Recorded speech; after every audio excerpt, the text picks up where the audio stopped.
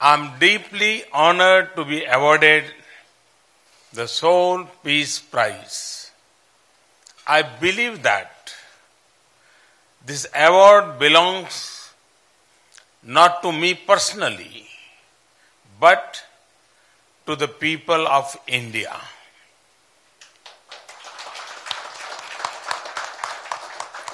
The award belongs to the success that India has achieved in the less than 5 years, powered by the strengths and skills of 1.3 billion Indians. And so, on that behalf, I humbly accept the award and express my gratitude. This award is a recognition of the philosophy that has given the message of Vasudhaiv Kutumbakam, which means the entire world is one family. The award is for the culture that has given the message of peace even on the battlefield, as Lord Krishna gave the teachings of Bhagavad Gita during the battle in the Mahabharata. This award is for a land where we are taught Om Dayo Shantihi, Antariksh Ghuma Shantihi, Prithvi Shantir, Apah Shantir, Aushadhaya Shantir, Vanaspataya Shanti, Vishwadeva Shanti, Brahma Shanti, Sarvaghum Shanti, Shanti, Evam Shanti, Sama Shanti Edi, Om Shanti, Shanti, Shanti, which means, may there be peace everywhere, in the sky, in the space, all over planet, in nature. May there be eternal peace, and this award is for the people who have always put societal good above individuals' ambitions. And I am honored that this award is being conferred on me in the year that we celebrate the 150th birth anniversary of Mahatma Gandhi.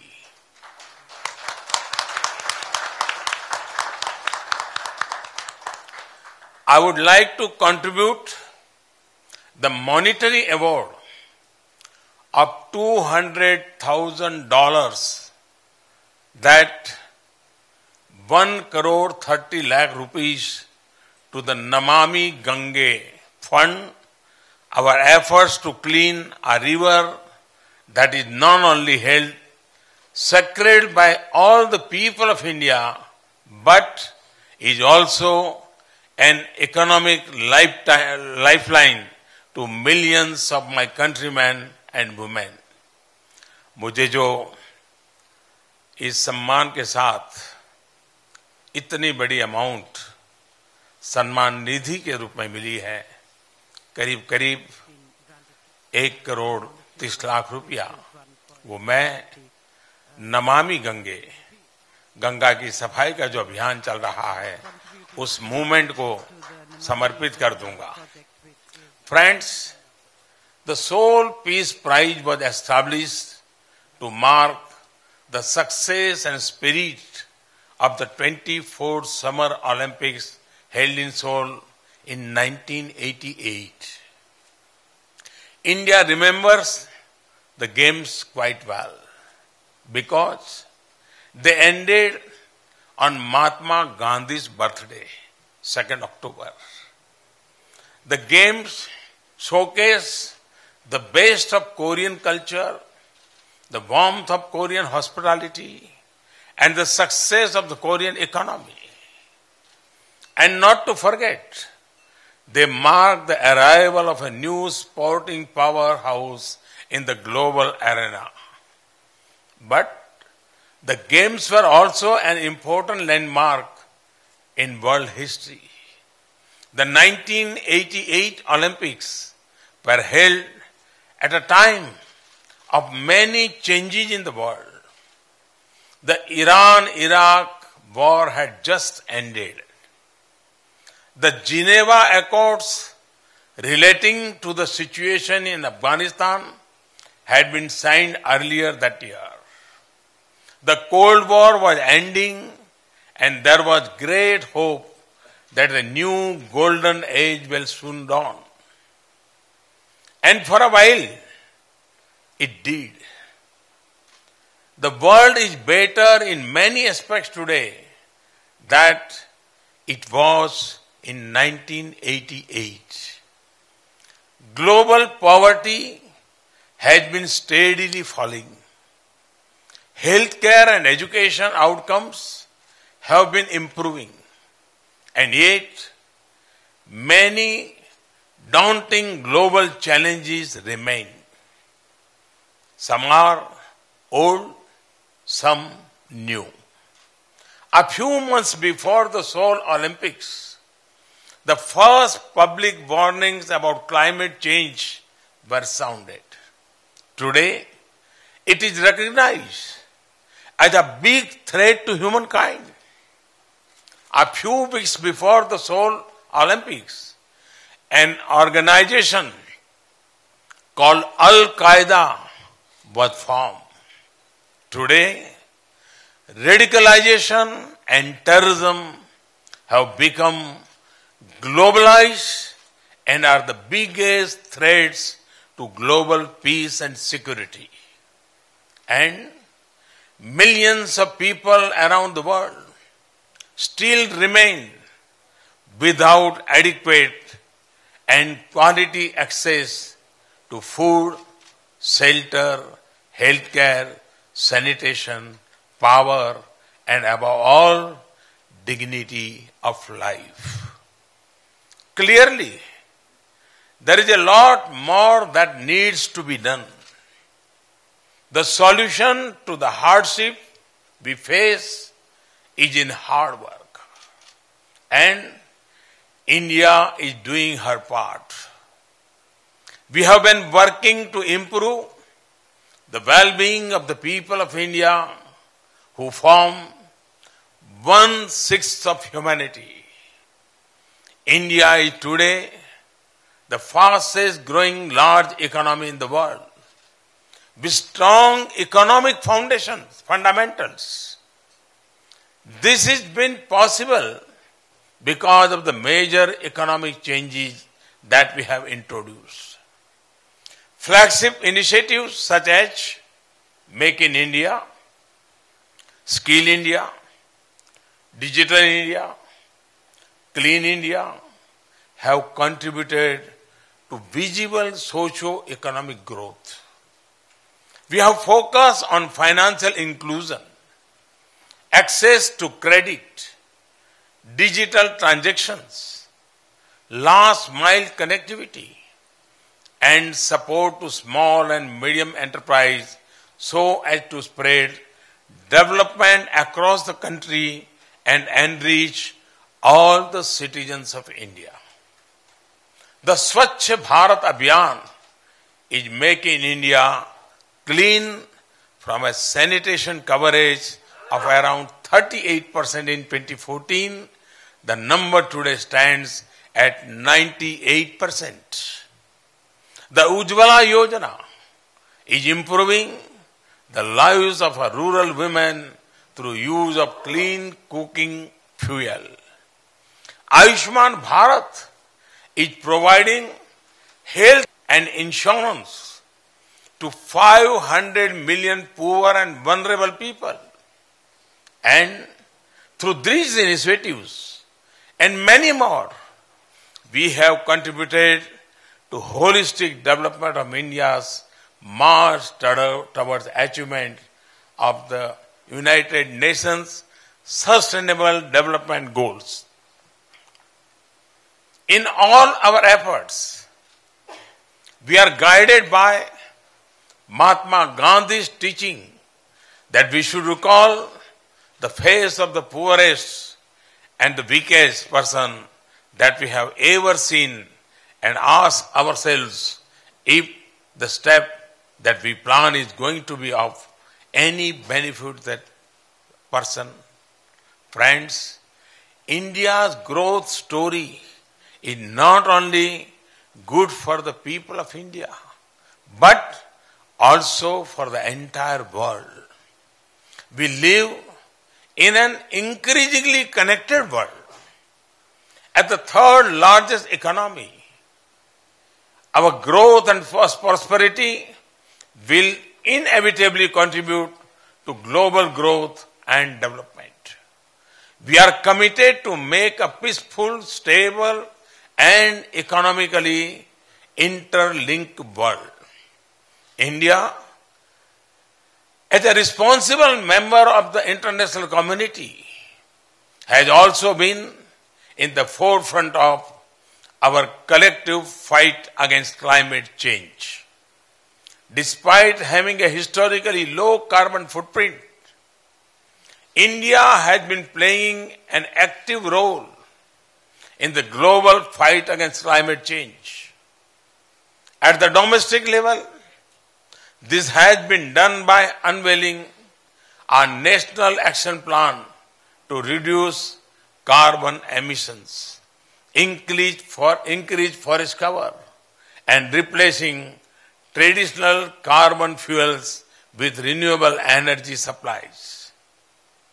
On the international plane, we have partnered with like-minded countries to launch the International Solar Alliance, which aims to harness the clean and unlimited solar energy as an alternative to fossil fuels.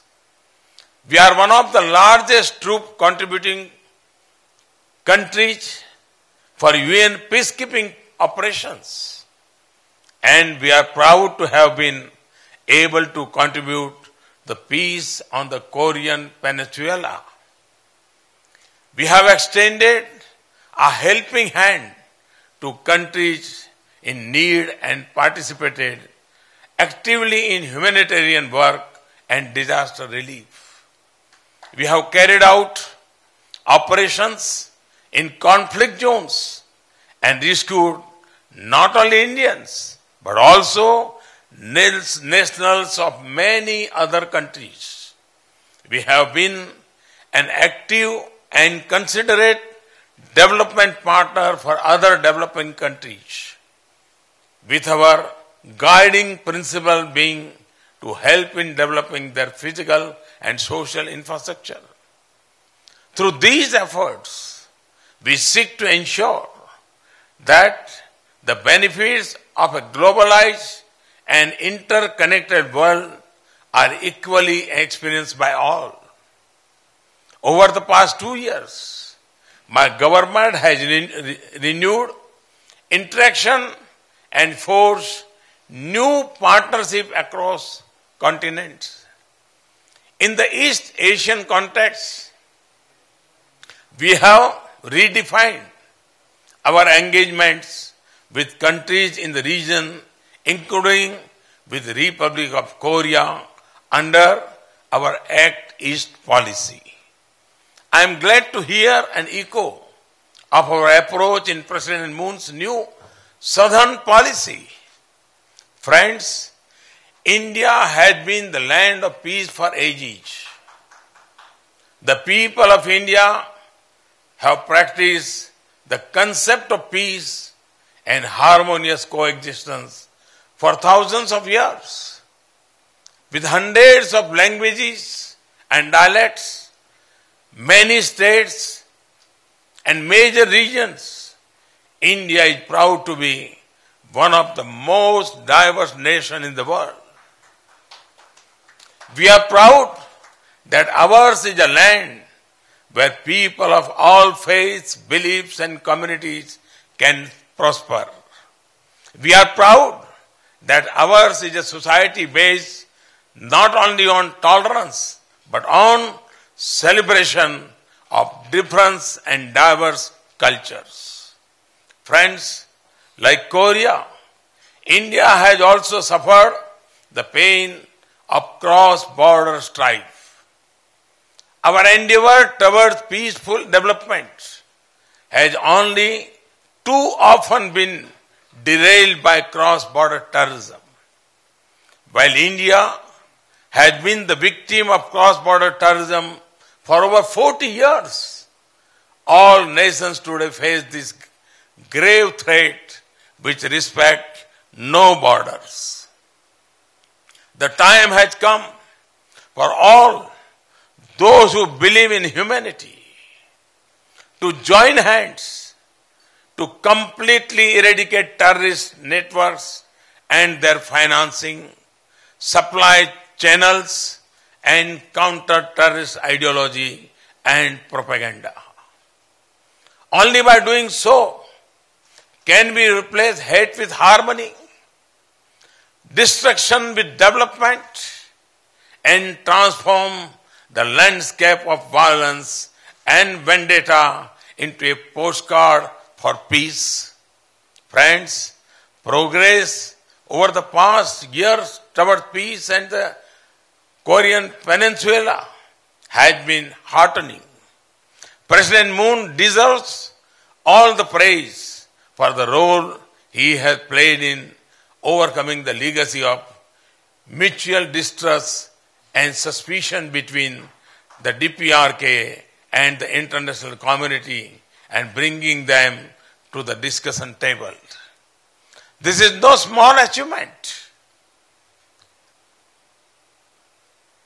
I state again my government's strong support to the ongoing dialogue process between the two Koreas and between the USA and DPRK. As the popular Korean saying goes, Shijagi Bhanida. A good beginning is half the battle. I have every confidence that with continued efforts from the Korean people, peace will soon prevail on the Korean Peninsula. Friends, I would like to end by quoting a portion of the 1988 Olympics theme song because it perfectly captures the hopeful spirit for the better tomorrow for all of us. Hand in hand, we stand. Hand in hand, we stand. All across the land, we can make this world a better place in which to live. Kamsa Hamnida. Thank you. Thanks a lot. Thank you.